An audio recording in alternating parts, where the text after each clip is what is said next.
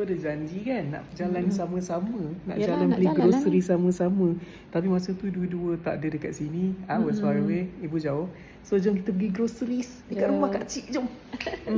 Jom. Kita nak beli apa hari ni, Bob? Macam-macam. Macam-macam nak beli barang. Macam-macam. Comel. Ya tu. Ibu nak satu tak? Curi-curi. Pretzel. Sushi. Bukan sushi. Brom. Aduk kat dalam ni boleh ke? Okay, jom.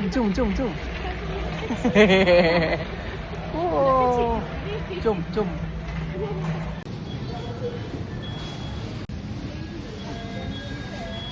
No, I used to be obsessed with this section masa kecil dulu. As in like haiwan ini. These types. I was very crazy for it. I used to like stare at it all the time just to see their reaction. Like I like the whole idea of staring at them.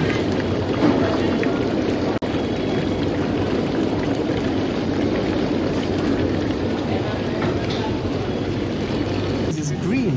So pretty. Gosok mata so hard, contact lens tertanggal. Gotta go to the toilet for a while. So just woke up. Oh, quite nice, eh?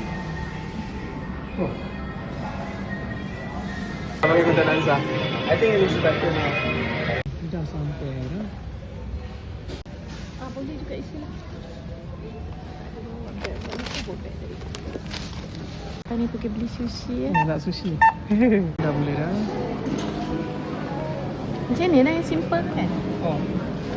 Tapi sebab lapar kot. Tengok semua ni semua macam tergila-gila. Wah. Got it. Dah beli barang dah. Dah merasa dah. Jalan-jalan rindu. Dah lama saya rindu nak pergi. Masa kecil kan? Pergi supermarket hanya untuk jalan-jalan dan beli barang. Rindu. Sini ke? Dah lepas rindu dah. Okay, kat sana. Bye-bye.